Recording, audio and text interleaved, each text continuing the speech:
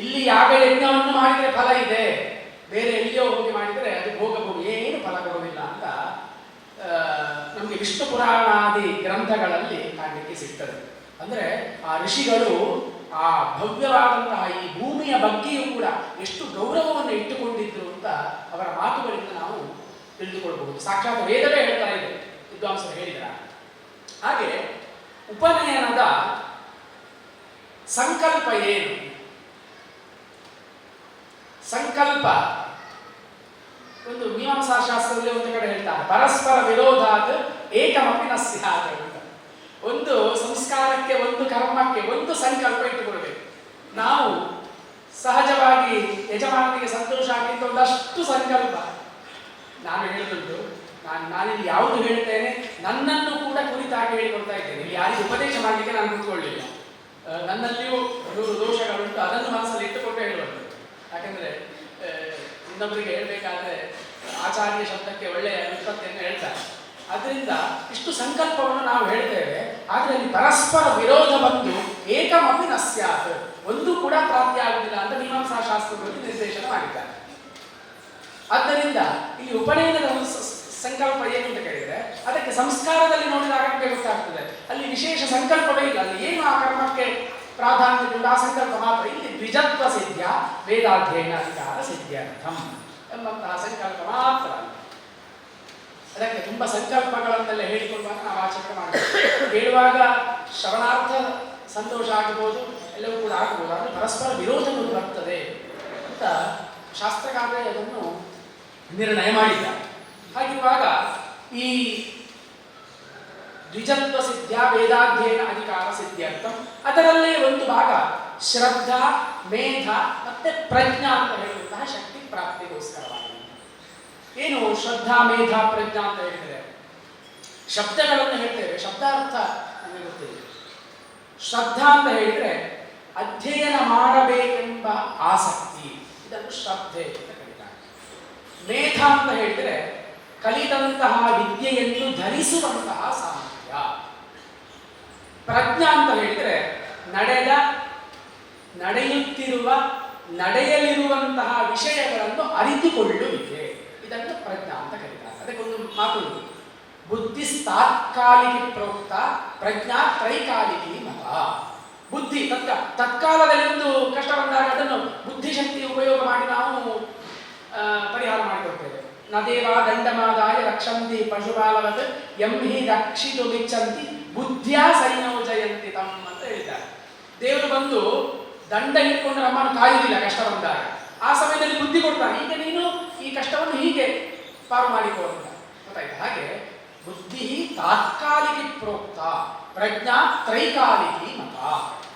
ಆ ಪ್ರಜ್ಞೆ ನಡೆಯುತ್ತಿರುವ ನಡೆಯಲಿರುವ ವಿಷಯಗಳನ್ನು ಅರಿತುಕೊಳ್ಳುವಂಥದ್ದು. ಹೀಗೆ ಈ ಉಪನಯನ ಸಂಸ್ಕಾರಕ್ಕೆ ಈ ರೀತಿಯ ಫಲಗಳನ್ನು ಹೇಳ್ಬೋದು. ಅವನಿಗೆ ಏನು ಅಂತ ಕಲಿಯಬೇಕು ಅಂತ ಹೇಳುವಂಥ ಆಸಕ್ತಿ ಬೇಕು, ಅದನ್ನು ಧರಿಸುವಂತಹ ಸಾಮರ್ಥ್ಯ ಬೇಕು, ಓದಿದರೆ ಸಾಕ ಧಾರಣಾ ಸಾಮರ್ಥ್ಯ ಬೇಕು, ಮತ್ತೆ ಅವನಿಗೆ ಆ ವಿದ್ಯೆಯನ್ನು ಎಲ್ಲಿ ಯಾವಾಗ ಹೇಗೆ ಉಪಯೋಗಿಸಬೇಕು ಅಂತ ಹೇಳುವಂತಹ ಚಾಕಚಕ್ಯತೆಯೂ ಬೇಕು.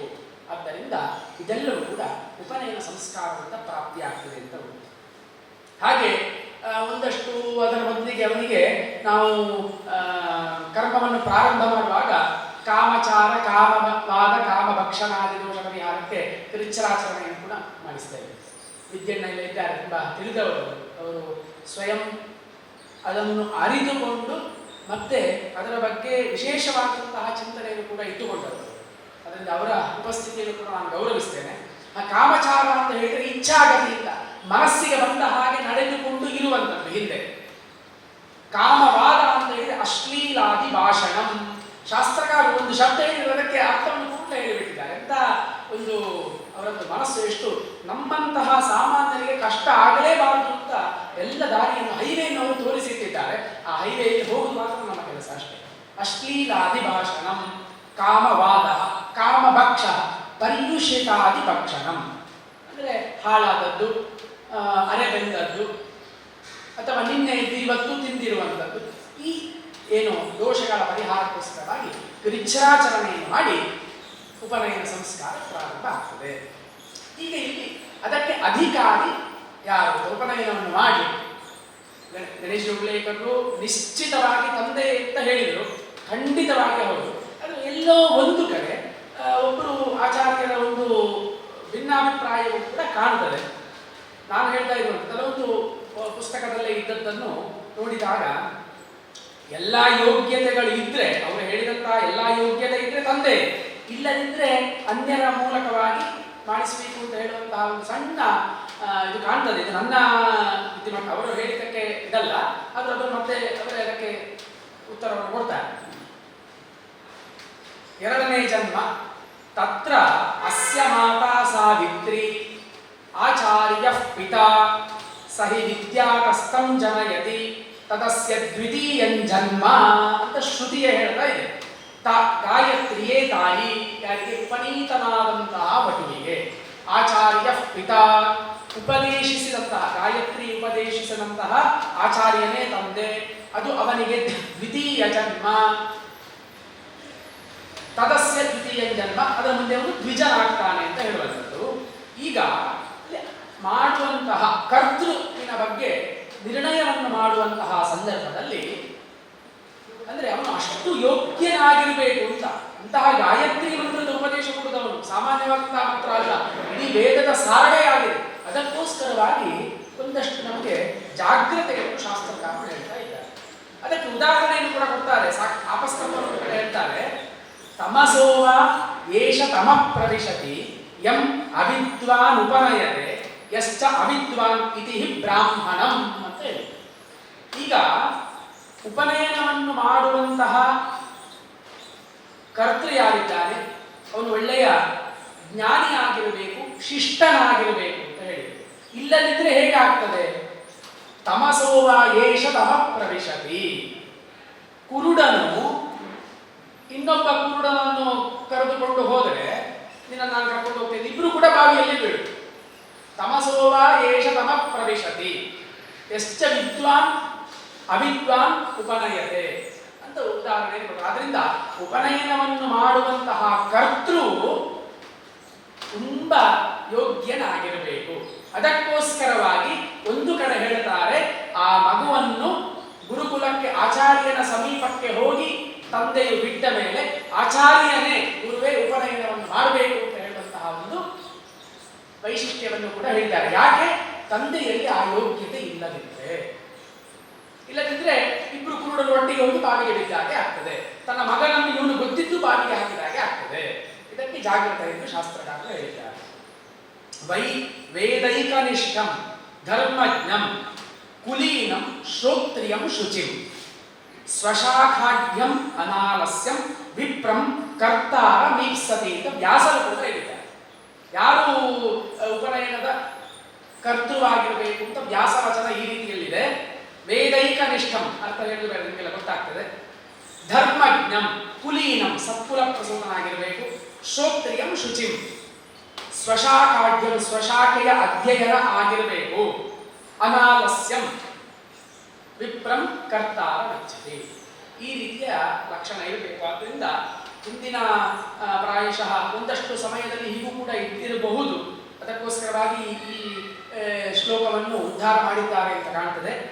ಗುರುವಿನ ಸಮೀಪಕ್ಕೆ ಹೋಗಿ ಬಿಟ್ಟು ಆ ಗುರುವಾದವನೇ ಅವನು ಸ್ವಯಮಾಗಿ ವಿದ್ವಾಂಸನಾಗಿರ್ತಾನೆ, ಸತ್ಕುಲ ಸಂಭೂತನಾಗಿರ್ತಾನೆ, ಎಲ್ಲ ಯೋಗ್ಯತೆಯನ್ನು ಇಟ್ಟುಕೊಂಡವನಾಗಿರ್ತಾನೆ ಅಂತ ಅವನೇ ಉಪನಯನವನ್ನು ಮಾಡಬಹುದು ಅಂತ ಹೇಳಿದ್ದುಂಟು.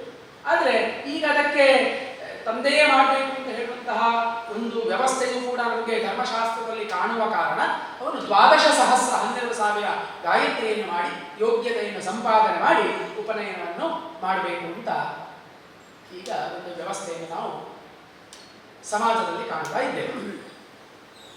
ಹಾಗೆ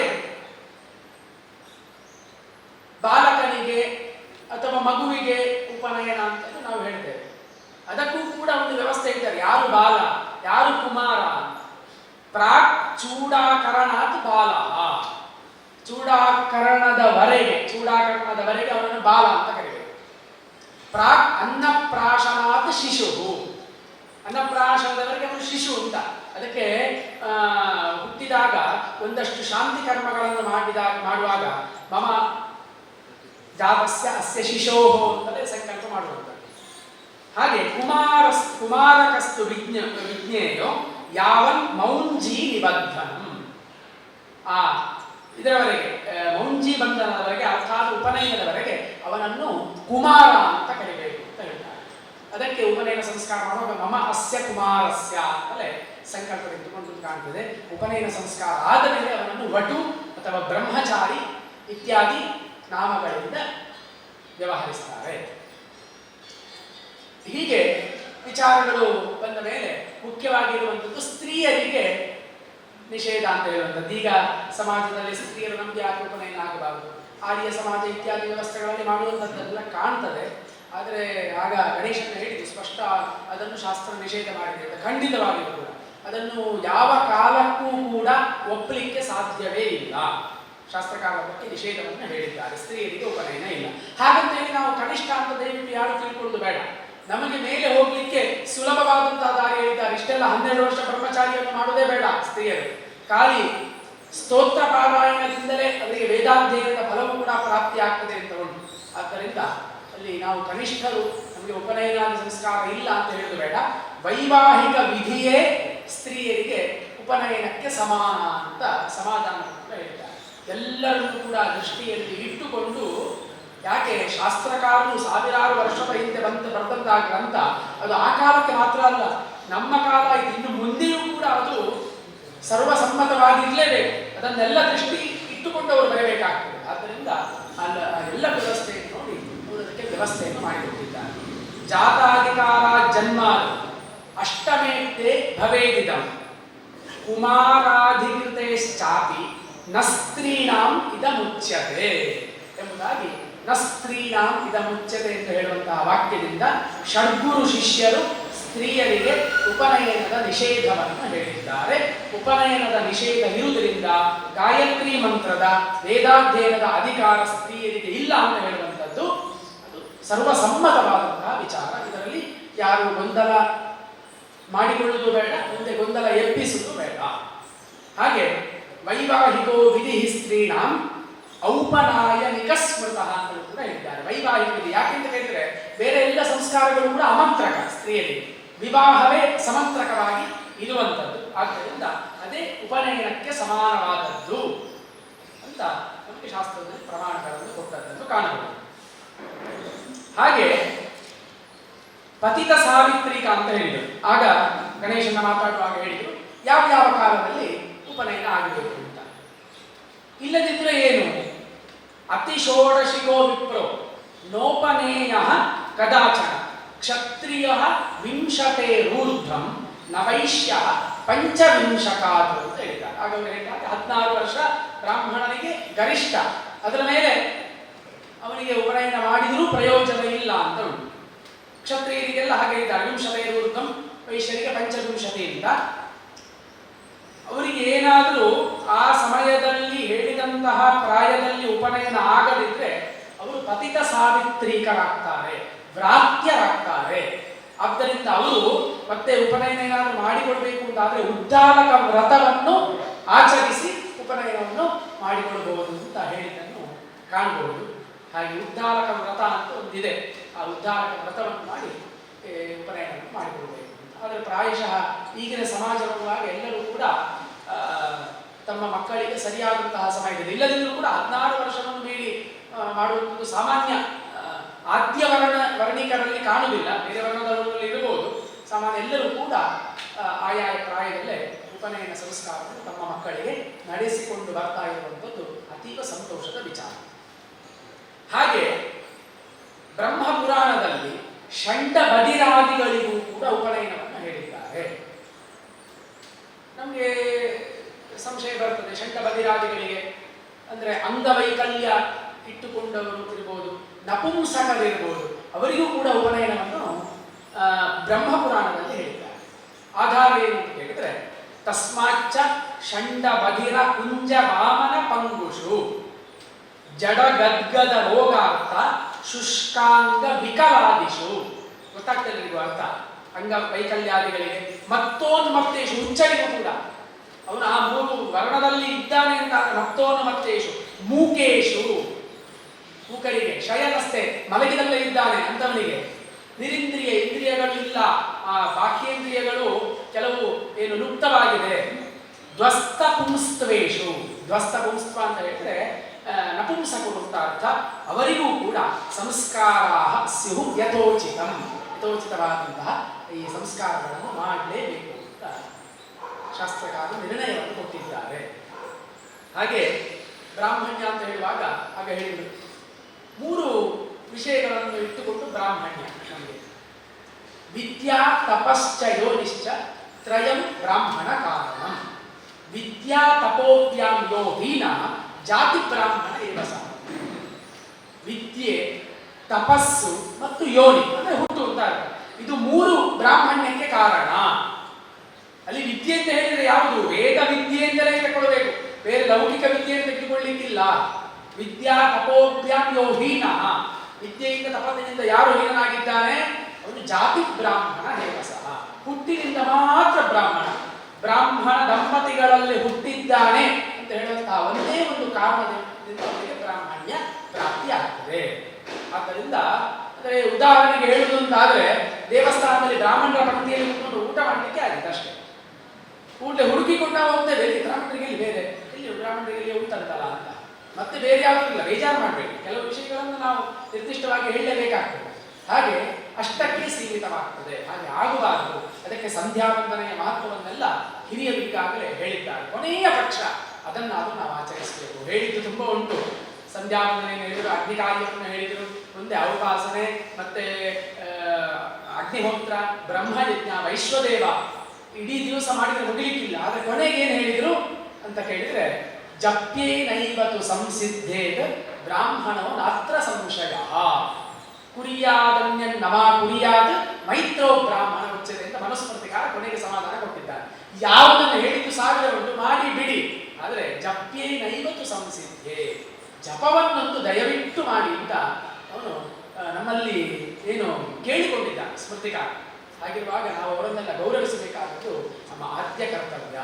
ಅದರಿಂದ ಜಪವನ್ನಾದರೂ ಮಾಡುವಂಥದ್ದು ನಮ್ಮ ಮುಖ್ಯವಾದಂತಹ ಒಂದು ಕರ್ತವ್ಯ ಅಂತ ಹೇಳ್ತಾ, ಒಂದಷ್ಟು ವಿಚಾರಗಳು, ಮಂತ್ರಗಳ ಬಗ್ಗೆ, ಕೆಲವು ಮಂತ್ರಗಳ ಬಗ್ಗೆ ನಾನು ಹೇಳ್ತೇನೆ. ಆದರೆ ಈ ಒಂದಷ್ಟು ವಿಷಯಗಳನ್ನು ಕೂಡ ನಿಮ್ಮ ಎದುರಿಗೆ ಪ್ರಸ್ತುತಪಡಿಸುವ ಅಂತ ಕಂಡಿದ್ದು. ಮಾತೃಭೋಜನ ಬಹಳ ಮುಖ್ಯವಾಗಿರುವಂಥದ್ದಲ್ಲ, ಒಂದಷ್ಟು ವಿಷಯಗಳಲ್ಲಿ ಇದು ಕೂಡ ಉಪನಯನದಲ್ಲಿ ಒಂದು. ಮಾತೃಭೋಜನವನ್ನು ಮಾಡುವಂಥದ್ದು, ಮಾತೃಭೋಜನ ಆದ ಮೇಲೆ ಕ್ಷೌರವನ್ನು ಹೇಳ್ತಾರೆ. ಮೊದಲಿಗೆ ಮಾತೃಭೋಜನವನ್ನು ಹೇಳುವಾಗ, ಮಾತ್ರ ಸಹ ಉಪನೀತಶ್ಚ ವಿವಾಹೇ ಭಾರ್ಯೆಯ ಸಹ ಭುಂಜೀತಾನ್ಯತ್ರ ಸಹ ಚೇತ್ ಪಾತಿಥ್ಯಂ ಪ್ರಾಪ್ನುಯಾನ್ ನರಃ ಅಂತ ಪ್ರಾಯಶ್ಚಿತ್ತ ಖಂಡದಲ್ಲಿ ಹೇಳಿದ್ದಾರೆ. ಉಪನಯನದಲ್ಲಿ ತಾಯಿಯ ಜೊತೆಯಲ್ಲಿ ಕುಳಿತುಕೊಂಡು ಊಟವನ್ನು ಮಾಡಬೇಕು, ಊಟವೇ ಮಾಡಬೇಕು. ಮತ್ತೆ ಕೆಲವರು ಭೋಜನ ಅಂತ ಹೇಳಿ ಬೇರೆ ಇಡ್ಲಿ ಅಥವಾ ಇದನ್ನೆಲ್ಲ ಬಡಿಸ್ತಾರೆ, ಅಲ್ಲಿ ಮಾತೃ ಭೋಜನ ಅಂತ ಇರುವಂಥದ್ದು ಸರಿಯಲ್ಲ, ಭೋಜನವನ್ನೇ ಮಾಡಬೇಕು ಅಂತಲೇ ಇರುವಂಥದ್ದು. ವಿವಾಹೇ ಭಾರ್ಯೆಯ ಸಹ, ವಿವಾಹದಲ್ಲಿ ತನ್ನ ಪತ್ನಿಯ ಜೊತೆಯಲ್ಲಿ ಕುಳಿತುಕೊಂಡು ಭೋಜನವನ್ನು ಮಾಡುವಂಥದ್ದು. ಭುಂಜೀತಾನ್ಯತ್ರ, ಅಲ್ಲಿ 2 ಕಡೆ ಮಾತ್ರ ಹೇಳಿದ್ದಾರೆ, ಬೇರೆ ಕಡೆ ತಾಯಿಯ ಜೊತೆಯಲ್ಲಿ ಅಥವಾ ಹೆಂಡತಿಯ ಜೊತೆಯಲ್ಲಿ ಕುತ್ಕೊಂಡು ಊಟ ಮಾಡಬಾರದು. ಪಾತಿಥ್ಯಂ, ಹಾಗೇನಾದ್ರು ಮಾಡಿದ್ರೆ ಪಾತಿಥ್ಯ ಪ್ರಾಪ್ತಿ ಆಗ್ತದೆ ಅಂತ ಉಂಟು, ಗೊತ್ತಾಯ್ತು. ಹಾಗೆ ಇನ್ನೊಂದು ಕಡೆ ಹೇಳ್ತಾರೆ, ಏಕಯಾನ ಸಮಾರೋಹಂ ಏಕಪಾತ್ರೇ ಚ ಭೋಜನ ವಿವಾಹೇ ಪತಿಯಾತ್ರಾಯ ಕೃತ್ವಾ ವಿಪ್ರೋ ನ ದೋಷಭಾಗ್ ಅಂತ ಹೇಳಿದ್ದಾರೆ. ಒಂದೇ ಯಾನದಲ್ಲಿ ಏನು ಸವಾರಿಯನ್ನು ಮಾಡುವಂಥದ್ದು. ಏಕಪಾತ್ರೇ ಚ ಭೋಜನ, ಒಂದೇ ಪಾತ್ರೆಯಲ್ಲಿ ಭೋಜನ ಮಾಡಬಹುದು. ಯಾವಾಗ ಅಂತ ಹೇಳಿದ್ರೆ ಪತಿಯಾತ್ರಾಯ, ಯಾತ್ರೆಯನ್ನು ಮಾಡುವಾಗ ಗೊತ್ತಾಯ್ತು, ಒಟ್ಟಿಗೆ ಕೂತ್ಕೊಂಡು ಊಟ ಮಾಡಬಹುದು, ಒಂದೇ ಯಾನದಲ್ಲಿ ನಾವು ಸಂಚಾರವನ್ನು ಮಾಡಬಹುದು, ಆಗ ದೋಷ ಉಂಟಾಗುವುದಿಲ್ಲ. ಅನ್ಯತ್ರ ದೋಷ ಮಾಪ್ನೋತಿ ತತ್ರ ಚಾಂದ್ರಾಯಣಂ ಚರೇ, ಬೇರೆ ಕಡೆ ಮಾಡಿದರೆ ದೋಷ ಭಾಗ್ಯಗಳಾಗ್ತೇವೆ, ಅದಕ್ಕೆ ಚಾಂದ್ರಾಯಣ ವ್ರತವನ್ನು ಮಾಡಬೇಕು ಅಂತ ಸಮಾಧಾನವನ್ನು ಹೇಳಿದ್ದಾರೆ. ಅದಕ್ಕೆ ಈಗಲೂ ಕೂಡ ತುಂಬ ಶಿಷ್ಟರಲ್ಲಿ ಒಂದು ಪದ್ಧತಿ ಉಂಟು. ಪ್ರಾಯಶಃ ನಾನೇ ನೋಡಿದ್ದೇನೆ ಗೋಕರ್ಣದಲ್ಲಿ, ಪತಿ ಊಟ ಆದ ಮೇಲೆ, ಭೋಜನ ಆದ ಮೇಲೆ ಪತಿಯದ್ದು ಅದೇ ಎಲೆಯಲ್ಲಿ ಅಥವಾ ಅದೇ ತಟ್ಟೆಯಲ್ಲಿ ಆ ಪತ್ನಿಯಾದವರು ಭೋಜನವನ್ನು ಮಾಡಬೇಕು. ಈಗಲೂ ಕೂಡ ಆ ಸಂಪ್ರದಾಯ ಉಂಟು. ನೋಡಿ ಎಷ್ಟು ಅರ್ಥಪೂರ್ಣವಾದದ್ದು ಅಂತ. ಅದಕ್ಕೆಲ್ಲ ಪ್ರಮಾಣಗಳು ನಮಗೆ ನೋಡುವಾಗ ಅದು ವ್ಯತ್ಯಾಸ ಕಂಡು ಎಂತ ಮತ್ತು ಅವನು ಊಟ ಮಾಡಿದಂಥ ಇಂಜಿನಲ್ಲಿ ಪುನಃ ಹೆಂಡತಿ ಊಟ ಮಾಡುವುದು ಅಷ್ಟು ಕನಿಷ್ಠವಾಗಿ ಕನಿಷ್ಠ ಜ್ಯೇಷ್ಠದ ವಿಚಾರವೇ ಇಲ್ಲ ಅಲ್ಲಿ ಪತಿ ಸೇವೆಯೇ ಅವನಿಗೆ ಬಹಳ ಮುಖ್ಯವಾದದ್ದು. ಆದ್ದರಿಂದ ಇಂತಹ ವಿಚಾರಗಳನ್ನು ಕೂಡ ನಾವು ಮನಸ್ಸಿನಲ್ಲಿ ಇಟ್ಟುಕೊಳ್ಳಬೇಕಾಗ್ತದೆ. ಹಾಗೆ ಉದಕ ಶಾಂತಿಯನ್ನು ಮಾಡಬೇಕು ಅಂತ ಹೇಳ್ತಾರೆ. ನಮ್ಮ ಈ ಪರಿಸರದಲ್ಲಿ ಆ ಒಂದು ವಿಚಾರವೇ ಇಲ್ಲ ಉದಕ ಶಾಂತಿ. ನಾವು ಕ್ರಾಂತಿ ನವಗ್ರಹ ಇದನ್ನು ಮಾಡಿ ನಾವು ಕಾರ್ಯಕ್ರಮವನ್ನು ಪ್ರಾರಂಭ ಮಾಡ್ತೇವೆ. ಆದರೆ ಉದಕ ಶಾಂತಿಯನ್ನು ಮಾಡಿಯೇ ಆ ಉದಕಕ್ಕೆ ವರುಣನನ್ನು ಆವಾಹಿಸಿ ಒಂದಷ್ಟು ವೇದ ಮಂತ್ರಗಳನ್ನು ಅಭಿಮಂತ್ರಿಸಿ ಅದನ್ನು ಆ ಮಗುವಿನ ತಲೆಗೆ ಹೊಯ್ದು ಅವನಿಗೆ ಸ್ನಾನವನ್ನು ಮಾಡಿಸಿದಾಗ ಅವನಲ್ಲಿರುವಂತಹ ಕಾಮವಾದ, ಕಾಮಚಾರ, ಕಾಮಭಕ್ಷಣಾದಿ ದೋಷಗಳು ಪರಿಹಾರ ಆಗ್ತದೆ ಅಂತ ಇದಕ್ಕೆ ಪ್ರಮಾಣವನ್ನು ಹೇಳಿದ್ದಾರೆ. ಆದ್ದರಿಂದ ಮೊದಲಿಗೆ ಉದಕ ಶಾಂತಿಯನ್ನು ಮಾಡಬೇಕು, ಬಹಳ ಮುಖ್ಯವಾದದ್ದು. ಇನ್ನು ಮುಂದೆ ಅದು ನಾವು ಸೇರಿಸಿಕೊಳ್ಬಹುದು. ಮತ್ತೆ ಇನ್ನೊಂದುಂಟು, ನಾವು ಪುರೋಹಿತರು ಎಷ್ಟು ಹೇಳಿದರೂ ಕೂಡ ಆ ಯಜಮಾನನು ಅದಕ್ಕೆ ಸರಿಯಾಗಿ ನಮಗೆ ಸಹಕಾರವನ್ನು ಕೊಟ್ಟರೆ ಆಗ್ತದೆ. ಇಲ್ಲದಿದ್ದರೆ ಅವರು ನಮ್ಮ ಮೇಲೆ ಬೇರೆ ದೋಷಾರೋಪಣೆಯನ್ನು ಮಾಡ್ತಾರೆ. ಇವರ ಒಂದು ಹೌದು ಇದಕ್ಕೋಸ್ಕರವಾಗಿ ಲಾಭಕ್ಕೋಸ್ಕರವಾಗಿ ಅದರಿಂದ ನಾವು ಇದನ್ನೆಲ್ಲ ತಿಳಿದುಕೊಡ್ಬೇಕಾಗ್ತದೆ. ಅಂದ್ರೆ ಉದಕ ಶಾಂತಿಯನ್ನು ಮಾಡಿ ಕರ್ಮವನ್ನು ಪ್ರಾರಂಭ ಮಾಡಬೇಕು. ಹಾಗೆ ಉಪನಯನದಲ್ಲಿ ಒಂದಷ್ಟು ಮಂತ್ರಗಳನ್ನು ನಾವು ಉಪಯೋಗಿಸ್ತೇವೆ. ಮಂತ್ರದ ಅರ್ಥ ಗೊತ್ತಿರುವುದಿಲ್ಲ, ಖಂಡಿತವಾಗಿ ಅರ್ಥ ಗೊತ್ತಿದ್ದು ಪಠಿಸಿದ್ರೆ ಅನಂತವಾದಂತಹ ಫಲ ಇಲ್ಲ ಅಂತ ಅಲ್ಲ. ಆದರೆ ವೇದ ಮಂತ್ರಗಳನ್ನು ಹೀಗೆ ಪಠಿಸಿದ್ದೇ ಆದರೂ ಕೂಡ ಅದು ನಮಗೆ ಅತ್ಯುತ್ತಮವಾದಂತಹ ಫಲವನ್ನೇ ಕೊಡ್ತದೆ. ಅದಕ್ಕೆ ಯಜುರ್ವೇದದ ಸಂಹಿತಾ ಭಾಗದಲ್ಲಿ ಕಥೆಯು ಕೂಡ ಬರ್ತದೆ. ವೇದ ಮಂತ್ರವನ್ನು ಹೇಳ್ತಾ ಇದ್ದಂತೆ ಅಲ್ಲಿ ಹೊಗೆ ಬಂದಂತೆ ಅರ್ಥ ಸಹಿತವಾಗಿ ಇನ್ನೊಬ್ಬ ಹೇಳಿ ಅಲ್ಲಿ ಅಗ್ನಿಯೇ ಬಂದ ಅಂತ ಹೇಳುವಂತಹ ಆಖ್ಯಾಯಿಕೆಗಳು ಕೂಡ ನಮಗೆ ಕಾಣಲಿಕ್ಕೆ ಸಿಗ್ತದೆ. ಹಾಗೆ ಮಂತ್ರ ಅಂತ ಹೇಳಿದ್ರೆ ಏನು? ನಾವು ಹೇಳ್ತೇವೆ ಆ ದೇವರ ಮಂತ್ರ, ಈ ದೇವರ ಮಂತ್ರ, ಮತ್ತು ಮೂಲ ಮಂತ್ರ, ಅಸ್ತ್ರ ಮಂತ್ರ, ವೇದ ಮಂತ್ರ ಅಂತೆಲ್ಲ ಹೇಳ್ತೇವೆ. ಏನು ಮಂತ್ರ ಅಂತ ಹೇಳ್ತೇವೆ? ನಿರುಕ್ತಕಾರರು ಹೇಳ್ತಾರೆ, ಯತ್ಕಾಮ ಋಷಿ ಯಸ್ಯಾಂ ದೇವತಾಯಾಂ ಅರ್ಥಪತ್ಯಂ ಇಚ್ಛನ್ ಸ್ತುತಿ ಪ್ರಯುಕ್ತೆ ತದ್ದೈವತಃ ಸಮಂತ್ರೋ ಭವತಿ. ಅಂದ್ರೆ ನಿರುಕ್ತಕಾರರಾದಂತಹ ಯಾಸ್ಕರು ಹೇಳಿದಂತಹ ಮಾತಿದೆ. ಮಂತ್ರ ಅಂತ ಹೇಳಿದ್ರೆ ಏನು? ಒಬ್ಬ ಋಷಿ ತನ್ನ ಮನಸ್ಸಿನಲ್ಲಿರುವಂತಹ ಅಭೀಷ್ಟ ಸಿದ್ಧಿಸುವುದಕ್ಕೋಸ್ಕರವಾಗಿ ತನ್ನ ಮನಸ್ಸಿನಲ್ಲಿರುವಂತಹ ಭಾವನೆಗಳನ್ನು ವಾಕ್ಯಗಳಲ್ಲಿ ವಿವರಿಸಿ ಅದಕ್ಕೆ ಮುಖ್ಯವಾದಂತಹ ಯಾವುದಾದರೂ ಒಂದು ದೇವತೆಯನ್ನು ಸಂಬೋಧನೆ ಮಾಡಿ ಆ ವಾಕ್ಯ ಸಮುದಾಯವನ್ನು ಹೇಳ್ತಾನೋ ಅದನ್ನು ಮಂತ್ರ ಅಂತ ಕರೀತೇವೆ. ಅವನಿಗೆ ಏನೋ ಒಂದು ಇಚ್ಛೆ ಇರ್ತದೆ ಮನಸ್ಸಲ್ಲಿ.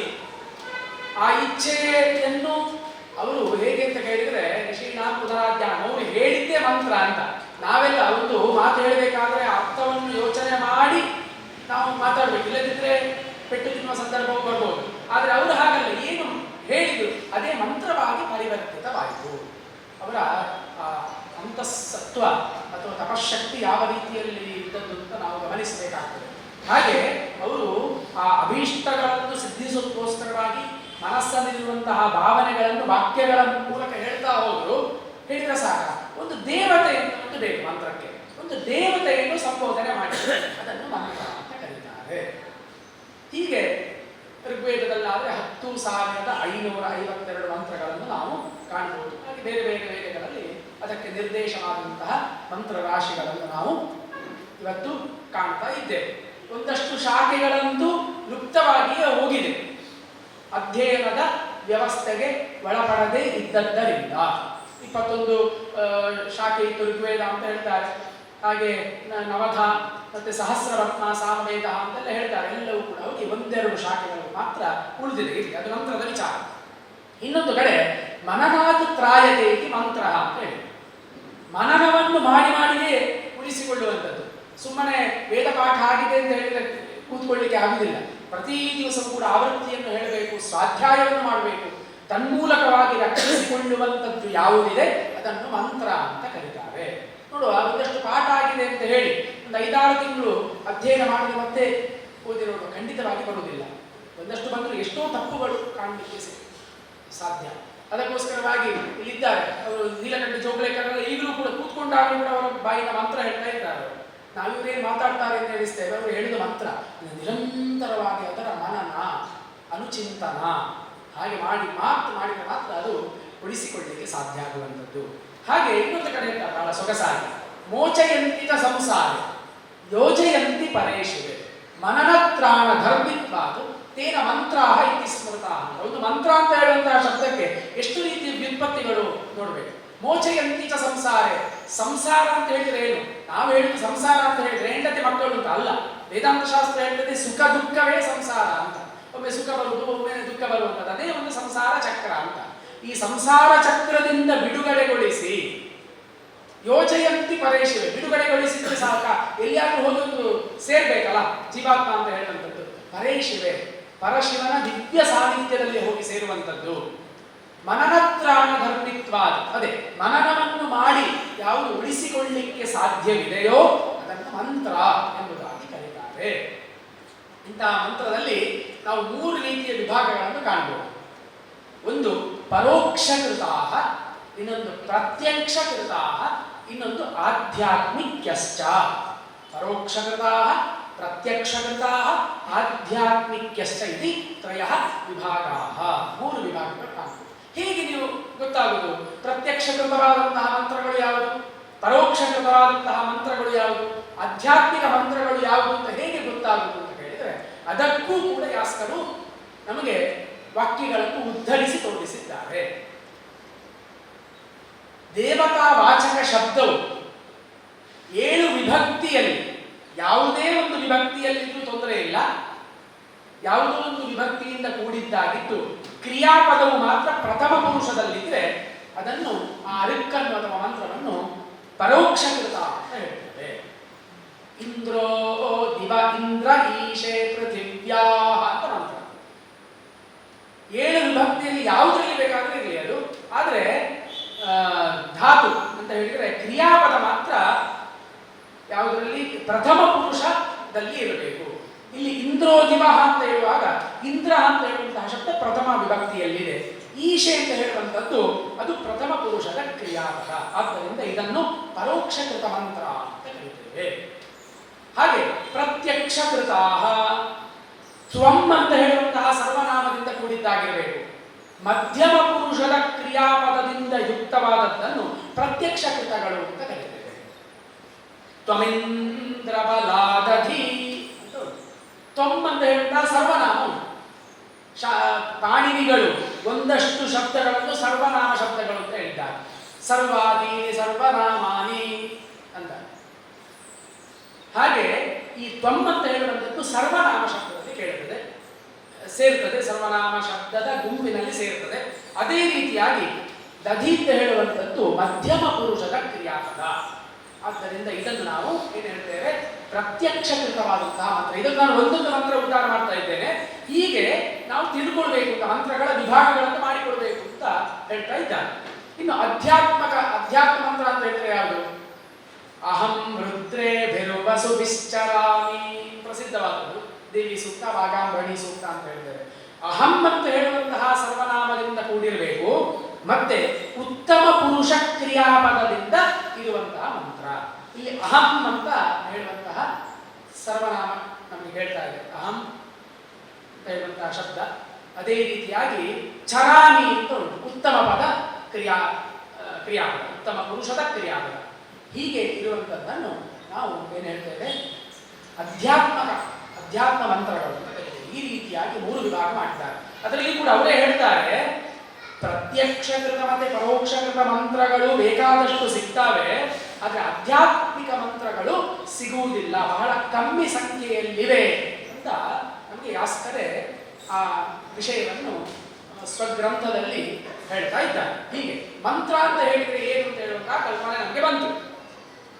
ಒಂದು ಋಷಿಗಳ ಮನಸ್ಸಿನ ಭಾವನೆಗಳನ್ನು ವಾಕ್ಯಗಳ ಮೂಲಕವಾಗಿ ತೋರಿಸಿ ಅದಕ್ಕೆ ಯಾವುದಾದರೂ ಒಂದು ದೇವತೆಯನ್ನು ಸಂಬೋಧನೆ ಮಾಡಿದಾಗ ಅದು ಮಂತ್ರವಾಗ್ತದೆ.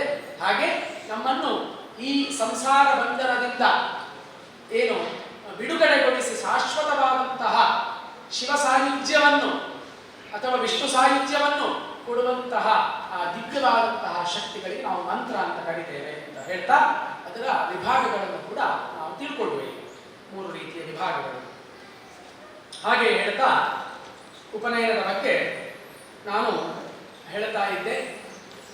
ಉಪನಯನದಲ್ಲಿ ಯಜ್ಞೋಪವೀತ ಧಾರಣೆ ಪ್ರತಿಯೊಂದು ಕೂಡ ಮಂತ್ರಯುಕ್ತವಾಗಿ ಆಗ್ತದೆ. ಅದಕ್ಕಿಂತ ಮೊದಲಿಗೆ ಉಪನಯನದಲ್ಲಿ ಮುಹೂರ್ತ ಯಾವುದು ಅಂತ ಒಂದು ಜಿಜ್ಞಾಸೆ. ಆಗ ಅವರು ಹೇಳಿದರು, ಮುಹೂರ್ತ ಯಾವುದು ಅಂತ ಕೇಳಿದರೆ ಆ ಪರಸ್ಪರ ತಂದೆ ಮಗ ಆ ನಯನದ ಒಂದು ದೃಷ್ಟಿಯಿಂದ ಅವರನ್ನು ನೋಡಿಕೊಳ್ಳುವಂಥದ್ದೇ ಅದೇ ಏನು ಇದು ಮುಹೂರ್ತ ಅಂತ ಹೇಳುವಂಥದ್ದು. ಗಾಯತ್ರಿ ಇದಕ್ಕೆ ಉಪನಯನ ಮುಹೂರ್ತ ಅಂತ ಹೇಳ್ತಾರೆ ಕೆಲವರು ಜನಿಮ ಯಜ್ಞೋಪವೀತ ಧಾರಣೆಗೆ ಮುಹೂರ್ತ ಅಂತ ಹೇಳ್ತಾರೆ. ಅದು ಯಾವುದೂ ಕೂಡ ಅಲ್ಲ. ಮುಹೂರ್ತ ಯಾವುದು ಪರಸ್ಪರ ಈಗ ಏನು ನಾವು ಮಾಡ್ತಾ ಇದ್ದೇವೆ ಅದೇ ಮುಹೂರ್ತ. ಅಲ್ಲಿ ಅಂತಃಪಟ ಇಟ್ಕೊಳ್ಬೇಕು ಅಂತ ಎಲ್ಲ ಸೂತ್ರಕಾರ ಏನು ಹೇಳಲಿಲ್ಲ. ಅದೇ ರೀತಿಯಾಗಿ ಇನ್ನೊಂದು ಕಡೆ ಪ್ರಾಯಶಃ ವಿಶ್ವಕರ್ಮರಲ್ಲೆಲ್ಲ ಅಕ್ಕಿಯ ಮೇಲೆ ನಿಲ್ಲಿಸಿ ಇಡೀ ಅವನಿಗೆ ಮುಸ್ಕವನ್ನು ಹಾಕಿ ದರ್ಬೆಯನ್ನು ಸುತ್ತಿ ಅದೊಂದು ಕ್ರಮವನ್ನು ಮಾಡ್ತಾರೆ. ದ್ವಿಜನ್ಮ ಅಂತ ಹೇಳುವಂತಹ ಒಂದು ಕಲ್ಪನೆಯಿಂದ ಅದೇನೇ ಇರಲಿಕ್ಕೆ ಅದನ್ನೇ ಸರಿಯಾದಂತಹ ಮುಹೂರ್ತ ಅಂತ ತಿಳ್ಕೊಳ್ಬೇಕು. ಗಾಯತ್ರಿ ಉಪದೇಶ ಇತ್ಯಾದಿಗಳು ಮುಹೂರ್ತ ಅಲ್ಲ ಅಂತ ಹೇಳುವಂಥದ್ದು ಸ್ಪಷ್ಟವಾದಂತಹ ವಿಚಾರ, ಇದರಲ್ಲಿ ಸಂಶಯ ಇಲ್ಲ. ಹಾಗೆ ಅದಾದ ಕೂಡಲೇ ನಾವೇನ್ ಮಾಡ್ತೇವೆ, ಬೃಹಸ್ಪತಿ ಸೂಕ್ತವನ್ನು, ಜ್ಞಾನ ಸೂಕ್ತವನ್ನು ಹೇಳ್ತೇವೆ. ಆ ಮಗುವನ್ನು ತಂದೆ ದಕ್ಷಿಣಾಂಕದಲ್ಲಿ ಕುಳ್ಳಿರಿಸಿ ಬೃಹಸ್ಪತಿ ಸೂಕ್ತವನ್ನು ಹೇಳ್ತಾನೆ. ಅಲ್ಲಿವರೆಗೆ ಜ್ಞಾನವೇ ಮುಖ್ಯ. ವಿದ್ಯಾಭ್ಯಾಸವನ್ನು ವೇದಾಧ್ಯಯನವನ್ನು ಮಾಡುವಂಥದ್ದು, ಜ್ಞಾನ ಸಂಪಾದನೆಯನ್ನೇ ಪಡೆಯುವಂಥದ್ದು ಮುಖ್ಯವಾದ ಕಾರಣ ಈ ಯಜ್ಞೇನ ಮತ್ತೆ ಆ ಬೃಹಸ್ಪತಿ ಜ್ಞಾನ ಸೂಕ್ತವನ್ನು ಹೇಳ್ತೇವೆ. ಆ ಮಂತ್ರಗಳನ್ನೆಲ್ಲ ಸರಿಯಾಗಿ ಅಲ್ಲಿ ಹೇಳಬೇಕು. ಅದು ಮತ್ತೆ ಆ ಹರಿದ್ರಾಕ್ಷತೆಯನ್ನು ತಂದೆ ಮತ್ತೆ ಮಗನ ಶಿರಸ್ಸಿಗೆ ಆರೋಪಿಸಬೇಕು ಅಂತ ಪ್ರಯೋಗಕಾರರು ಹೇಳಿದ್ದಾರೆ. ಅದರಿಂದ ಆ ಮಂತ್ರಗಳ ಉಚ್ಚಾರಣೆ ದಯವಿಟ್ಟು ನಾವು ಹೇಳ್ತೇವೆ, ತುಂಬ ಅದರ ಬಗ್ಗೆ ನಾವು ಗಮನವನ್ನು ಕೊಟ್ಟು ಆ ಮಂತ್ರಗಳಲ್ಲಿ ತೊಡಕಾಗದ ಹಾಗೆ ತುಂಬ ಉದ್ದ ಸೂಕ್ತ ಸಾಕಿ 2 ಮಂತ್ರಗಳನ್ನು ಹೇಳಿದ್ರೆ ಇತ್ಯಾದಿ ಭಾವನೆಯನ್ನು ಇಟ್ಟುಕೊಳ್ಳಬಾರದು. ಆ ಮಂತ್ರದಿಂದ ಅವನ ಮನಸ್ಸು ಅವನ ದೇಹ ಎಲ್ಲವೂ ಕೂಡ ಮಂತ್ರಮಯವಾಗ್ತದೆ. ಆದ್ದರಿಂದ ಇಡೀ ಇರುವಂಥದ್ದೇ ಮಂತ್ರದಲ್ಲಿ. ವಿವಾಹದಲ್ಲಿ ವಧು ವರರನ್ನು ದಂಪತಿಗಳನ್ನಾಗಿ ಮಾಡುತ್ತದೆ ಯಾವುದು? ಮಂತ್ರಗಳು.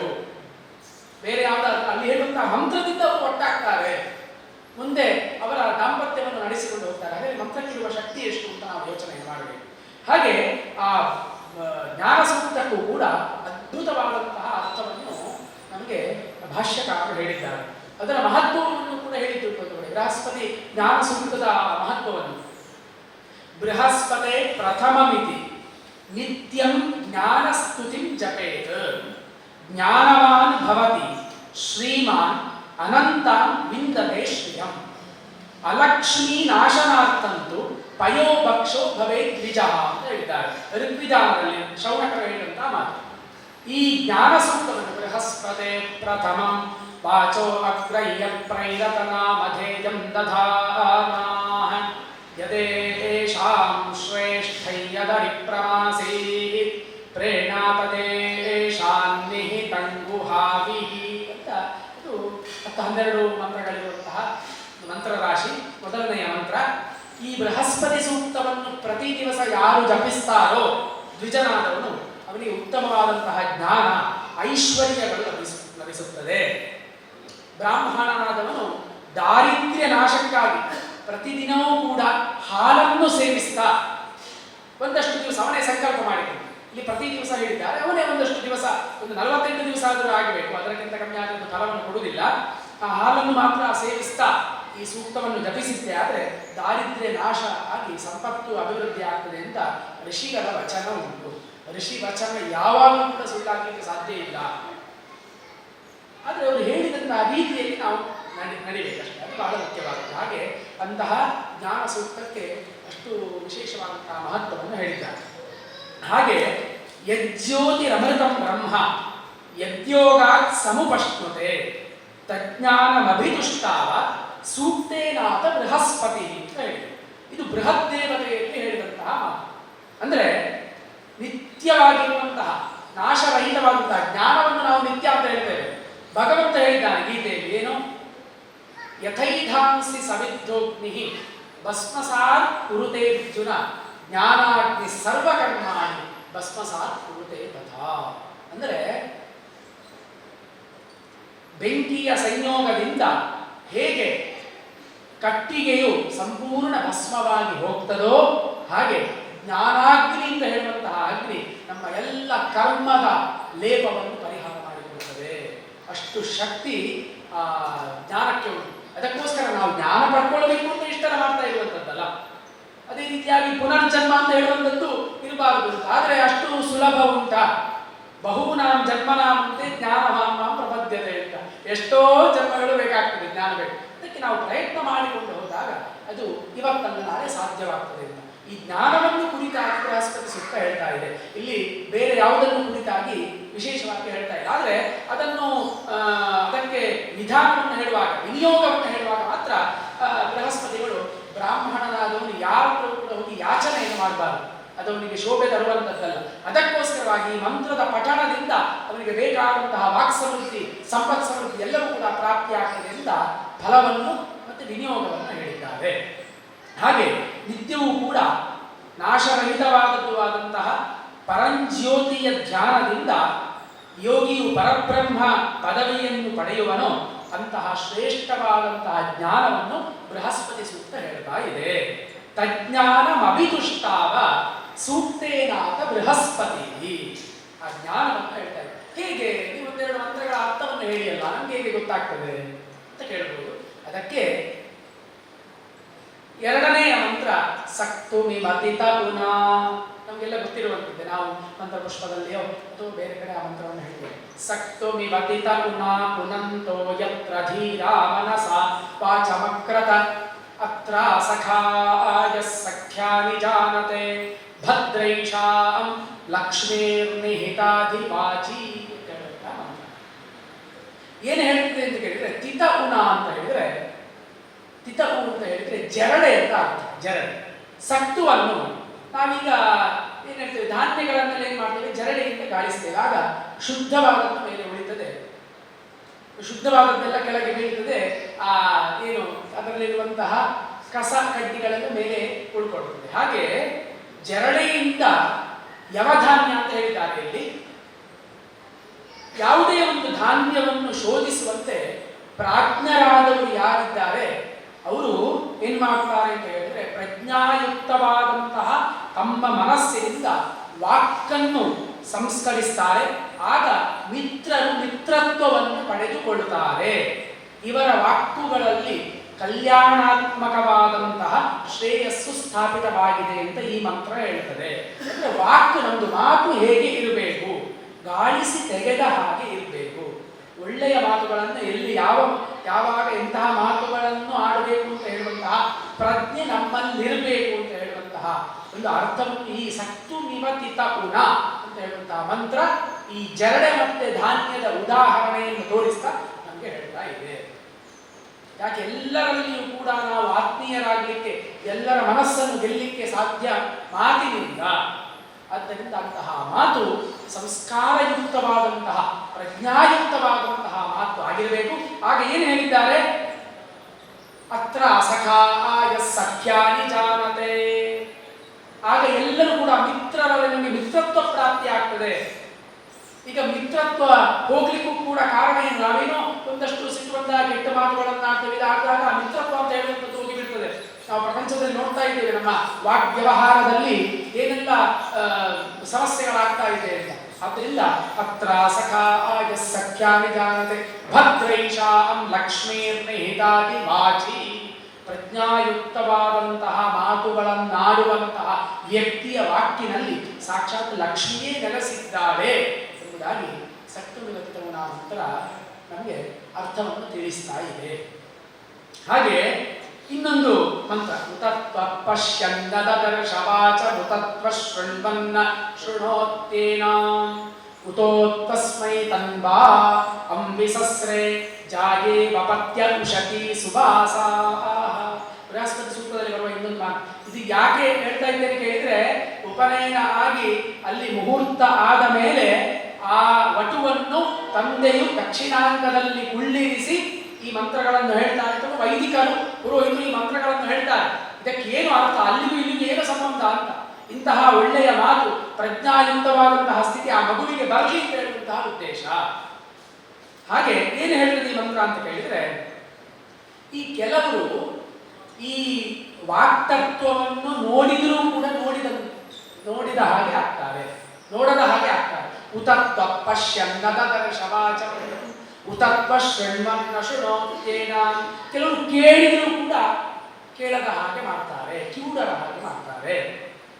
ಉತೋತ್ವಸ್ಮೈ ತನ್ವಾ ಅಂಬಿಸಸ್ರೆ ಜಾಯೇ ವಪತ್ಯ ಉಷತಿ ಸುಭಾಸ ಅಂತ ಹೇಳಿದರೆ, ಈ ವಾಕ್ತತ್ವದ ತತ್ವವನ್ನು ಅರಿಯುವಂತಹ ಸಾಮರ್ಥ್ಯ ಉಳ್ಳವರಿಗೆ ಹೇಗೆ ಪತ್ನಿಯು ಪತಿಗೆ ಸರ್ವಾಂಗಭೂಷಿತಳಾಗಿ ತನ್ನ ಕಾಯವನ್ನು ಪ್ರದರ್ಶನ ಪಡಿಸ್ತಾಳೋ ಹಾಗೆ ವಾಗ್ದೇವಿಯು ತನ್ನ ಸ್ವರೂಪವನ್ನು ಪ್ರಕಾಶಪಡಿಸ್ತಾಳೆ.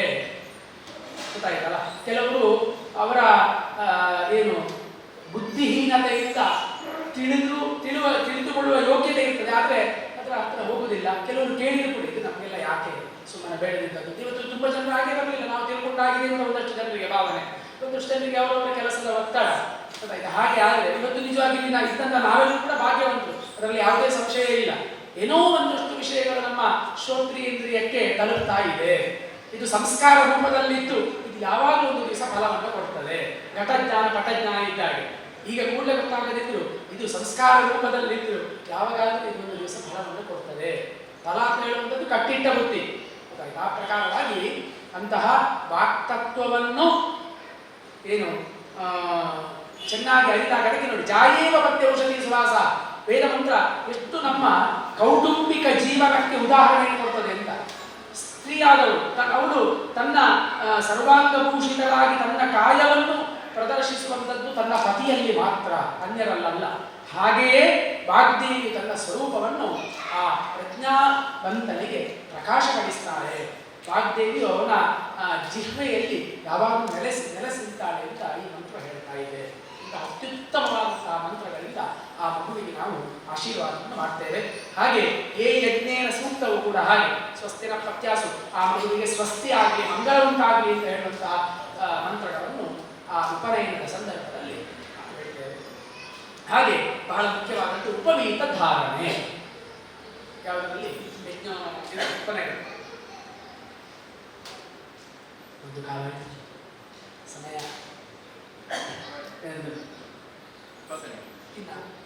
ನನಗೆ ಯಾವುದಕ್ಕೂ ಹೇಳಿದ್ದೇನೆ, ಸೂಚನೆಗಳು ಹೇಳಿಕೊಂಡು ಹೇಳಿ. ಉಪವೀತ ಧಾರಣೆ ಅಂತ ಹೇಳಿದರೆ ಜನಿವಾರ ಅಂತ ಹೇಳ್ತೇವೆ ನಮ್ಮ ಭಾಷೆಯಲ್ಲಿ. ಯಜ್ಞೋಪವೀತ ಅಂತ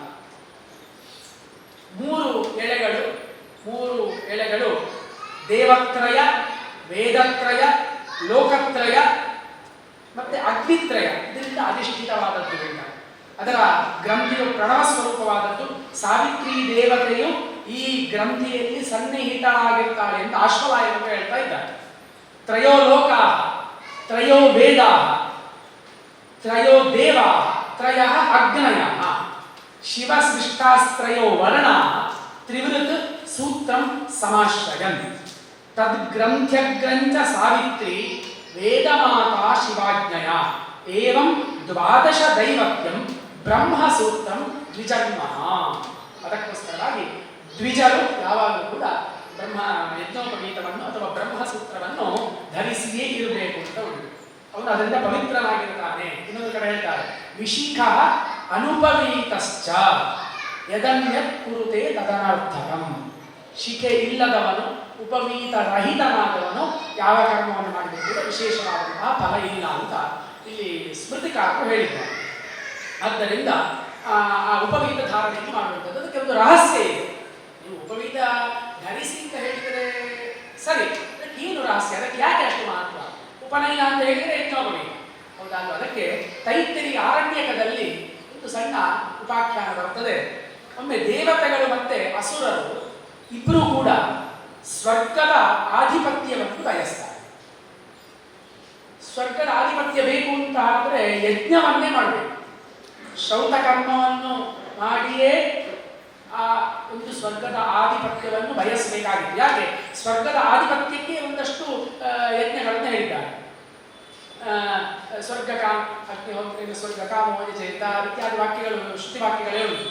ಶ್ರೌತಿಗಳೆಲ್ಲ ಇದ್ದಾರೆ. ಅವರಿರುವಾಗ ನಾನು ಮಾತಾಡಲಿಕ್ಕೆ ಇದಾಗ್ತದೆ. ಹಾಗೆ ಅಂತಹ ಯಜ್ಞವನ್ನು ಮಾಡುವಂತಹ ಸಂದರ್ಭದಲ್ಲಿ ಅಸುರರು ಏನು ಮಾಡ್ತಾರೆ ಅಂತ ಕೇಳಿದರೆ, ತಮ್ಮ ಭುಜಬಲದಿಂದ ಯಜ್ಞಕ್ಕೆ ಬೇಕಾದಂತಹ ಎಲ್ಲ ಸಾಮಗ್ರಿಗಳನ್ನು ತಕ್ಷಣ ಸಿದ್ಧಪಡಿಸಿಕೊಳ್ತಾರೆ.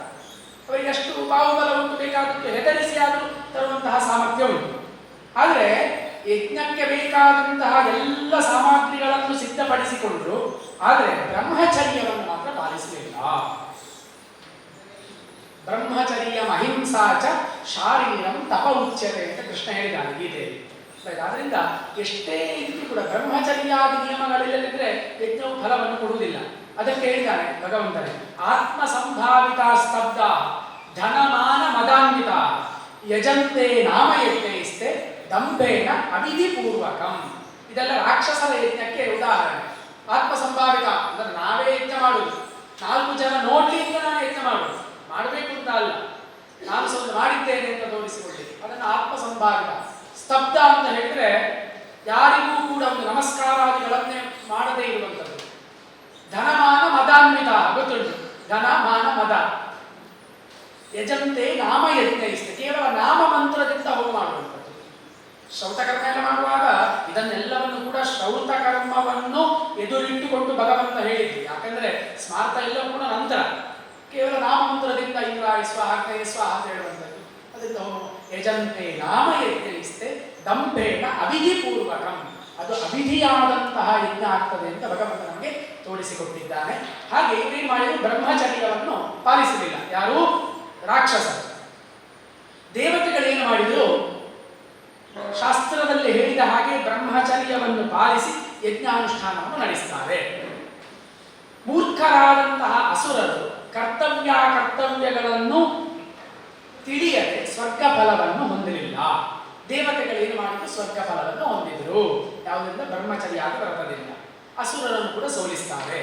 ಇಲ್ಲಿ ದೇವತೆಗಳ ಗುಣಾಧಿಕ್ಯ ಆಗಲಿಕ್ಕೆ ಆ ಯಜ್ಞೋಪವೀತವೇ ಕಾರಣವಾಗಿತ್ತು.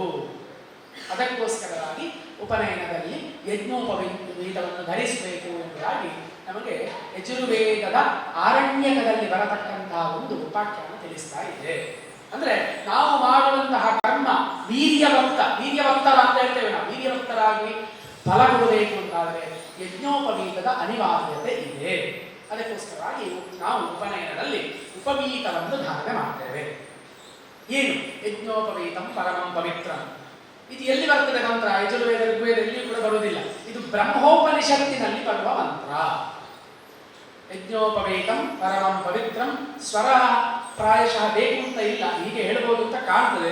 ಇನ್ನು ಅದರ ಬಗ್ಗೆ ಸರಿಯಾದಂತಹ ನಿರ್ಣಯ ಆಗಬೇಕು ವಿದ್ವಾಂಸರು. ಯಜ್ಞೋಪವೀತಂ ಪರಮಂ ಪವಿತ್ರಂ ಪ್ರಜಾಪನೇಯ ಸಹಜಂ ಪುರಸ್ತಾತ್ ಆಯುಷ್ಯಮಕ್ರಿಯಂ ಪ್ರತಿಮುಂಚ ಶುಭ್ರಂ ಯಜ್ಞೋಪವೀತಂ ಪರಮಸ್ತು ತೇಜಃ. ಪರಮಶ್ರೇಷ್ಠವಾದಂತಹ ಬ್ರಹ್ಮನ ಜೊತೆಯಲ್ಲಿಯೇ ಹುಟ್ಟಿದಂತಹ, ಆಯುರ ಅಭಿವೃದ್ಧಿಯನ್ನು ಮಾಡತಕ್ಕಂತಹ, ಪರಿಶುದ್ಧವಾದಂತಹ, ಎಲ್ಲ ಕರ್ಮದ ಆರಂಭದಲ್ಲಿ ಇರಲೇಬೇಕಾದಂತಹ ಯಜ್ಞ ಸಂಬಂಧವಾದಂತಹ ಉಪವೀತವನ್ನು ಧರಿಸುವುದರಿಂದ ಬಲ ಮತ್ತೆ ತೇಜಸ್ಸು ಉಂಟಾಗ್ತದೆ ಅಂತ ಈ ಮಂತ್ರದ ಅರ್ಥ. ಈ ಮಂತ್ರವನ್ನು ಹೇಳಿ ಕರ್ತೃವಾದವನ್ನು ಆ ಮಗುವಿಗೆ ಉಪವೀತವನ್ನು ಏನ್ ಮಾಡ್ತಾನೆ, ತೊಡಿಸ್ತಾನೆ. ಇದು ಉಪನಯನದ ಬಹಳ ಮುಖ್ಯವಾದಂತಹ ಭಾಗ. ಇನ್ನೊಂದು ಮೌಂಜಿ ಬಂಧನ. ಹಾಗೆ ಕೇಶ ಮುಂಡನ ಸೌಂಡು ಯಾಕೆ ಅಂತ ಕೇಳಿದ್ರೆ ಪಾಪಗಳೆಲ್ಲವೂ ಕೂಡ ಕೇಶದಲ್ಲಿ ಇರ್ತದಂತೆ. ಅದಕ್ಕೋಸ್ಕರವಾಗಿ ಆ ಕೇಶ ಮುಂಡನವನ್ನು ಮಾಡಿ ಉಪನಯನವನ್ನು ಮಾಡಬೇಕು ಅಂತ ಇರುವಂಥದ್ದು. ಹಾಗೆ ಇನ್ನೊಂದು ಕಡೆ ಒಬ್ಬರು ಹಿರಿಯರು ಮೊನ್ನೆ ಹೇಳಿದ್ರು, ಯಾಕೆ ಯಾರಾದರೂ ಒಳ್ಳೆ ಬ್ರಾಹ್ಮಣರು ವೈದಿಕರು ಬಂದರೆ ಮಣೆ ಹಾಕಿ ಕೂತ್ಕೊಳಿಸಬೇಕು ಅಂತ. ಬ್ರಾಹ್ಮಣನ ಪೃಷ್ಠದಲ್ಲಿ ಪಾಪಗಳಿರ್ತದಂತೆ. ಅವರು ಎಲ್ಲಿಯಾದರೂ ಒಂದು ನೀವು ಮನೆಯಲ್ಲಿ ಮಣೆ ಅಥವಾ ಆಸನ ಹಾಕಿ ಕೂತ್ಕೊಳ್ಳೋದಿದ್ರೆ ಭೂಮಿಗೆ, ನಿಮ್ಮ ಮನೆಯ ಭೂಮಿಗೆ ತಾಕಿ ಪಾಪ ಎಲ್ಲ ನಿಮಗೆ ಅಂಟಿಕೊಳ್ತದೆ. ಅದಕ್ಕೆ ಯಾವಾಗಲೂ ಬ್ರಾಹ್ಮಣರನ್ನು ಕಾಳಿ ನೆಲದಲ್ಲಿ ಕೂತ್ಕೊಳಿಸಬಾರದು ಅಂತ ಮೊನ್ನೆ ಹಿರಿಯರು ಹೇಳಿದಂಥ ವಿಚಾರ. ಹಾಗೆ ಈಗ ಮೌಂಜಿ ಬಂಧನ ಅಂತ ಹೇಳುವಂಥದ್ದು, ಮುಂಜ ಅಂತ ಹೇಳುವಂತಹ ಹುಲ್ಲು, ಆ ಹುಲ್ಲಿನಿಂದ ಚಿನ್ನದ ಓಡ್ಯಾಣದಂತೆ ಧರಿಸುವಂಥದ್ದು ಮೌಂಜಿ ಅಂತ ಹೇಳಿ. ಮುಂಜ ಅಂತ ಹೇಳುತ್ತಾ ಹುಲ್ಲು, ಅದು ಯಾವುದು ಅಂತ ಸರಿಯಾಗಿ ನೋಡ್ಬೇಕಷ್ಟೇ ಗೊತ್ತಾಗುವುದಿಲ್ಲ. ಮುಂಜ ಅಂತ ಹೇಳುತ್ತಾ ಹುಲ್ಲು. ಹಾಗೆ ಬ್ರಾಹ್ಮಣರಿಗೆ ಮೌಂಜಿ, ಕ್ಷತ್ರಿಯರಿಗೆ ಮೌರುವಿ ಅಂತ ಹೇಳ್ತಾರೆ, ಧನುಸ್ಸಿನ ಹುರಿ ಅಂತ. ಹಾಗೆ ವೈಶ್ಯರಿಗೆ ಆವಿ ಅಂದ್ರೆ ಕುರಿಯ ಉಣ್ಣೆ ಇದನ್ನು ಧರಿಸಬೇಕು, ಉಡ್ಯಾಣವನ್ನು ಧರಿಸಬೇಕು ಅಂತ ಅದಕ್ಕೆ ಶಾಸ್ತ್ರಕಾರರೇ ನಿರ್ದೇಶನವನ್ನು ಕೊಟ್ಟಿದ್ದಾರೆ. ಹಾಗೆ ಊರ್ಧ್ವೈ ಮುಂಜಾಹ ಊರ್ಜಮೇವಾವರುಂಧೆ ಶ್ರುತಿವಾಕ್ಯ. ನಮ್ಗೆಲ್ಲದಕ್ಕೂ ಶ್ರುತಿಯೇ ಪರಮಪ್ರಮಾಣ. ಶ್ರುತಿಯೇ ಇದನ್ನೆಲ್ಲ ನಮ್ಗೆ ಹೇಳ್ತಾ ಇದೆ. ಇನ್ನು ಯಾವ ಪುರಾಣ ಬೇಡ, ಯಾವ ಸ್ಮೃತಿ ಬೇಡ, ಅದನ್ನು ಇಟ್ಟುಕೊಂಡೇ ನಾವು ಏನು ಮಾತಾಡಬೇಕಾಗ್ತದೆ. ಆ ಪ್ರಕಾರವಾಗಿ ಬಲವತ್ತಾದಂತಹ ಆ ಮುಂಜದ ಹುಲ್ಲಿನಿಂದ ಮಾಡಿದಂತಹ ಚಿನ್ನದ ಉದ್ಯಾನದಂತಿರುವಂತಹ ಮುಂಜವನ್ನು 3 ವೇದಗಳಿಂದ ನಾನು ಆವೃತನಾಗಿದ್ದೇನೆ ಅಂತ ಹೇಳುವಂತಹ ಭಾವನೆಯನ್ನು ಇಟ್ಟುಕೊಂಡವನಾಗಿ 3 ಸುತ್ತು ಸೊಂಟಕ್ಕೆ ಸುತ್ತಬೇಕು. ಇದರಿಂದ ವೈಜ್ಞಾನಿಕ ಕಾರಣ ಎಲ್ಲ ಬೇರೆ ಉಂಟು. ಯಾರು ಹೇಳ್ತಾರೆ ರಕ್ತದ ಏನು ವ್ಯವಸ್ಥೆ ಶರೀರದಲ್ಲಿ ಸರಿಯಾಗಿರುತ್ತದೆ ಅಂತ. ಅದು ಕೂಡ ಒಂದು ಕಾರಣ ಇರ್ಬೋದು, ಇಲ್ಲ ಅಂತಲ್ಲ. ಎಲ್ಲವೂ ಕೂಡ ಈಗ ನಮ್ಗೇನಾಗಿದೆ, ವೇದ ಗೊತ್ತಿದೆ, ವಿಜ್ಞಾನ ಗೊತ್ತಿಲ್ಲ. ವಿಜ್ಞಾನ ಗೊತ್ತಿದ್ದಕ್ಕೆ ವೇದ ಗೊತ್ತಿಲ್ಲ. ಇದನ್ನು ಜೋಡಿಸಿಕೊಳ್ಳುವುದಾಗಿ ಇನ್ನೂ ಚೆನ್ನಾಗಿ ಆಗಬಹುದು ಅಂತ ಹೇಳುವಂಥದ್ದು ನನ್ನ ಅಭಿಪ್ರಾಯ. ಅಂತಹ ಮೌಂಜಿ. ಮತ್ತೆ ಭಿಕ್ಷೆಯನ್ನು ಕೇಳುವಾಗ ನಮ್ಮಲ್ಲಿ ಉಂಟು ಭವತಿ ಭಿಕ್ಷಾಂ ದೇಹಿ ಅಂತ. ಅದು ಸರಿಯಾದ ಪ್ರಯೋಗ ಅಲ್ಲ ಅಂತ ಕಾಣ್ತದೆ. ಭವತಿ ಅಂತ ಹೇಳಬಾರ್ದು. ಭವತಿ ಅಂತ ಹೇಳುವಂಥದ್ದು ಭೂಧಾತುವಿನ ಲಟ್ಲಕಾರದ ಪ್ರಥಮ ಪುರುಷ ಏಕವಚನ. ಭವತಿ ಭಿಕ್ಷಾಂ ದದಾತು ಅಂತ ಹೇಳಬೇಕು. ದೇಹಿ ಅಂತ ಹೇಳುವಂಥದ್ದು ಅಷ್ಟು ಸಮಾನ ಸಾಲ. ಭವತ್ಯೋಗೇನ ಮಧ್ಯಮ ಅಂತ ಉಂಟು. ಹಾಗೆ ಭವಾನ್ ಭಿಕ್ಷಾಂ ದದಾತು ಅಂತ ಹೇಳಿ ಭವತಿ ಪುರೋಹಿತ ನಾವು ಹೇಳುವ ಭವತಿ ಭಿಕ್ಷಾಂ ದೇಹಿ ಅಂತ ಹೇಳಿ ಭವತಿ ಭವಶಬ್ದದ ಸ್ತ್ರೀಲಿಂಗ ಭವತಿ ಅಂತ ಆಗ್ಬೇಕು. ನೀನು ಭಿಕ್ಷೆ ಭವತಿ ಅಂತ ಹೇಳಿದ್ರೆ ಇದೆ ಅಂತ ಆಗ್ತದೆ. ಭೂ ಶಬ್ದ ಭೂಧಾತುವಿನ ರೂಪ. ಭವತಿ ಭಿಕ್ಷಾಂ ದದಾತು ಅಂತ ಹೇಳಿದ್ರೆ ಚೆನ್ನಾಗಿರ್ತದೆ. ಹಾಗೆ ಅದೊಂದು ಬಹಳ ಮುಖ್ಯವಾದದ್ದು. ಅದಲ್ಲದೆ ಇನ್ನೊಂದು ಕೃಷ್ಣಾಜಿನ ಧಾರಣೆ, ಅಜಿನ ಧಾರಣೆ. ಅಜಿನವನ್ನು ಹೊತ್ತುಕೊಳ್ಳಬೇಕು ಅಂತ ಇರುವಂಥದ್ದು. ನಾವು ಆ ಒಂದು ಸಣ್ಣ ತುಂಡನ್ನಾದರೂ ಧರಿಸ್ತೇವೆ. ಏನು ಅದಕ್ಕೆ ಪ್ರಮಾಣ ಅಂತ ಹೇಳಿದರೆ, ಕೃಷ್ಣ ಯಜುರ್ವೇದದ ತೈತ್ತಿರಿಯ ಸಂಹಿತೆಯಲ್ಲಿ ಬರ್ತದೆ.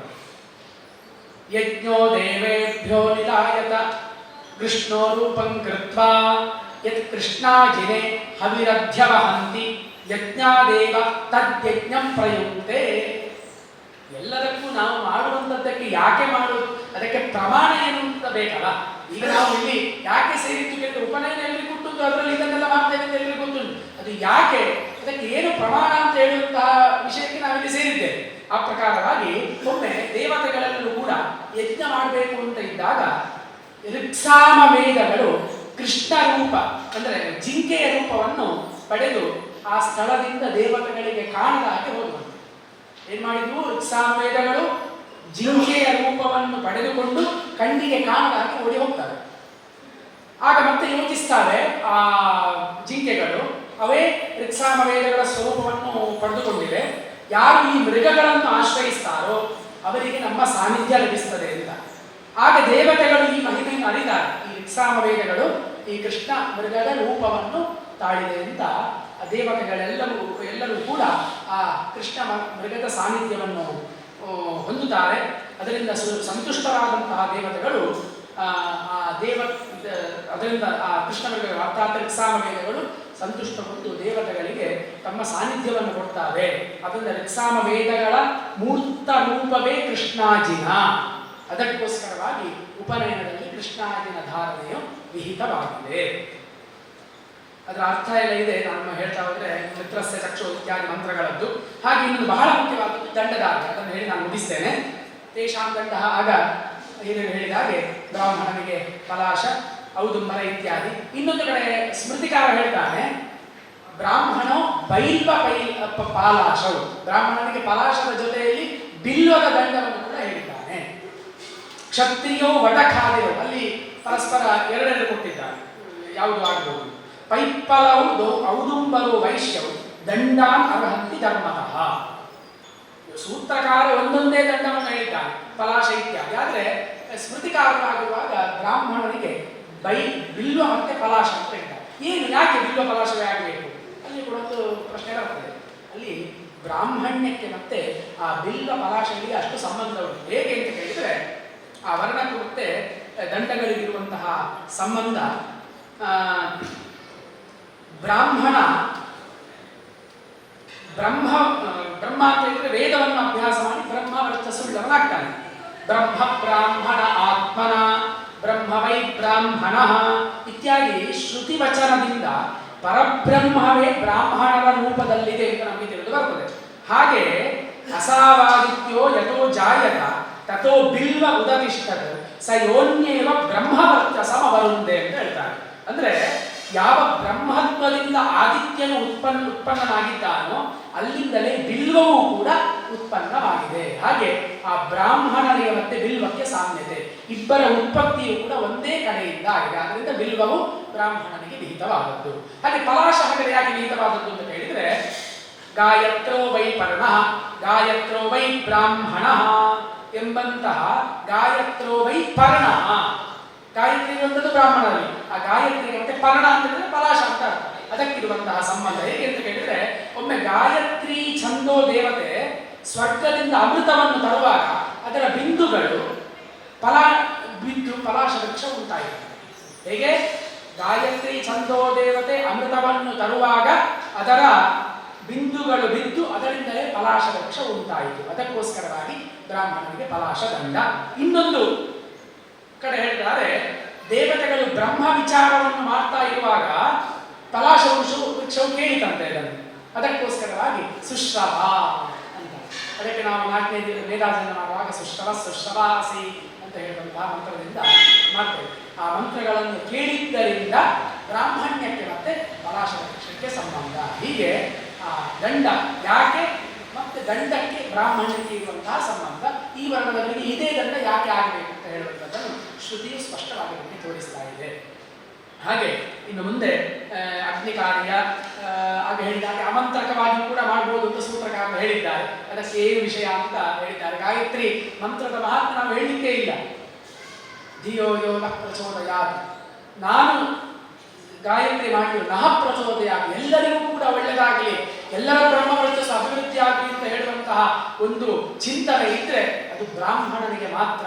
ಇವತ್ತು ಪೂಜೆ ಆದ ಕೂಡಲೇ ಕೊನೆಯಲ್ಲಿ ಸರ್ವೇ ಜನಾ ಸುಖಿನೋ ಭವಂತು ಹೇಳುವಂತಹ ಒಂದೇ ಒಂದು ವರ್ಗ ಬೇರೆಯವರು ಹೇಳ್ತಾರೆ, ಆದರೆ ಅದನ್ನು ಕಲಿಸಿಕೊಟ್ಟವರು ನಾವು ಬ್ರಾಹ್ಮಣರು. ಅದಕ್ಕೆ ನಾವು ಯಾವಾಗಲೂ ಕೂಡ ನಾವು ಗಾಯತ್ರಿ ಜಪ ಮಾಡಿದ್ರೆ ಉಳಿದ ಎಲ್ಲ ವರ್ಣದವರು, ಇಡೀ ಪ್ರಪಂಚದಲ್ಲಿರುವಂತಹ ಜೀವ ಜಂತುಗಳು ಉದ್ಧಾರ ಆಗ್ತಾರೆ ಅಂತ ಹೇಳುವಂಥದ್ರಲ್ಲಿ ಏನು ಸಂಶಯ ಇಲ್ಲ. ಅಂತಹ ಗಾಯತ್ರಿ ಮಂತ್ರದ ಬಗ್ಗೆ ನಾವು ಏನು ಹೇಳುವಂಥದ್ದು, ಅಂತಹ ಪರಮಾತ್ಮನ ದಿವ್ಯ ತೇಜಸ್ಸನ್ನು ನಾನು ಧ್ಯಾನಿಸ್ತೇನೆ, ಅದು ನನ್ನ ಬುದ್ಧಿಯನ್ನು ಪ್ರಚೋದಿಸಲಿ ಅಂತ ಅಷ್ಟೇ ಅರ್ಥ. ಬೇರೆ ಸಂಪತ್ತು ಕೊಡಲಿ, ಆಯುಷ್ಯ ಕೊಡಲಿ, ಆರೋಗ್ಯ ಕೊಡಲಿ ಅಂತ ಏನು ಹೇಳಲಿಲ್ಲ. ಆ ಬುದ್ಧಿ ಸರಿಯಾಗಿದ್ದಾಗ ನಾವು ಒಳ್ಳೆಯ ದಾರಿಯಲ್ಲಿ ಹೋಗಲಿಕ್ಕೆ ಸಾಧ್ಯ ಆಗ್ತದೆ ಅಂತ ಹೇಳುವಂತಹ ವಿಷಯವನ್ನು ನಮಗೆ ಗಾಯತ್ರಿ ಮಂತ್ರ ಕೊಡ್ತಾ ಇದೆ. ಇನ್ನು ಹೇಳುವಂಥದ್ದು ತುಂಬ ಇದೆ, ಸಮಯ ಈಗಾಗಲೇ ಮೀರಿ ಹೋಗಿದೆ. ಆದ್ದರಿಂದ ಈ ಪ್ರಕಾರ ಉಪನಯನದಲ್ಲಿ ಇರುವಂತಹ ಮುಖ್ಯ ವಿಚಾರಗಳ ಬಗ್ಗೆ ನನಗೆ ಗೊತ್ತಿರುವಂತಹ ರೀತಿಯಲ್ಲಿ, ಯಾರು ಬೇಜಾರು ಮಾಡಬೇಡಿ, ಶೃಂಗೇರಿ ಜಗದ್ಗುರುಗಳು ಹೇಳ್ತಾ ಇದೆ, ಯಾರು ಒಬ್ಬರು ಮಾತಾಡುವಾಗ ಇಂಥವರೆಲ್ಲ ಇದ್ದಾರೆ, ಅವರ ಬಗ್ಗೆ ಹೇಗೆ ನಾನು ಮಾತಾಡುವುದು ಅಂತ ಕೇಳಿದ್ರಂತೆ ಗುರುಗಳ ಹತ್ರವೇ ಒಬ್ಬರು. ಅದಕ್ಕೆ ನೀನೇನು ತಲೆಬಿಸಿ ಮಾಡಬೇಡ, ಎದುರು ಕೂತ್ಕೊಂಡವರು ಯಾರು ಏನು ಗೊತ್ತಿಲ್ಲದವರು, ಅವ್ರಿಗೆ ಏನೂ ಗೊತ್ತಿಲ್ಲ ಅಂತ ಹೇಳಿ ತಿಳಿದುಕೊಂಡೇ ನೀನು ಮಾತಾಡು ಅಂತ ಹೇಳಿದ್ರಂತೆ. ಹಾಗೆ ನೀವು ಗೊತ್ತಿಲ್ಲದವರು ಅಂತಲ್ಲ, ನಾನು ಹಾಗೆ ತಿಳಿದುಕೊಂಡೆ, ನಾನು ಇಲ್ಲಿಂದ ನಾನು ಮಾತಾಡಿದ್ದು ಸರಿಯಾಗಬೇಕು ಅಂತ ಹೇಳುವಂಥ ಉದ್ದೇಶದಿಂದ ಅಷ್ಟೇ.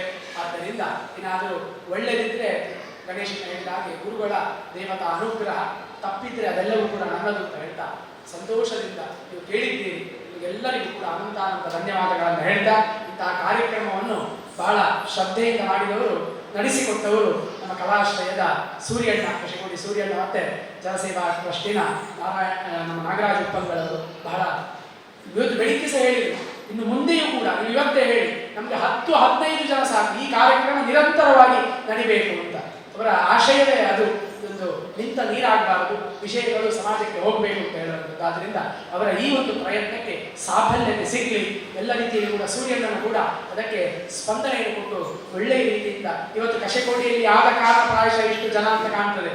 ಹೋದ ವರ್ಷದ ಪರಿಸ್ಥಿತಿಯಲ್ಲಿ ವಿದ್ಯಾರ್ಥಿಗಳು ಹೇಳಿದ್ರು, ಅವರು ಹೇಳಿದರು ಇದನ್ನು ಮಾಡಿದಾಗ ಯಾರು ಇರಲಿಲ್ಲ ಅಂತ ಹೇಳುವಂಥದ್ದು. ಹಾಗೆ ಆಗಬಾರದು, ಇವತ್ತೆಲ್ಲ ಬಂದಿದ್ದೀವಿ.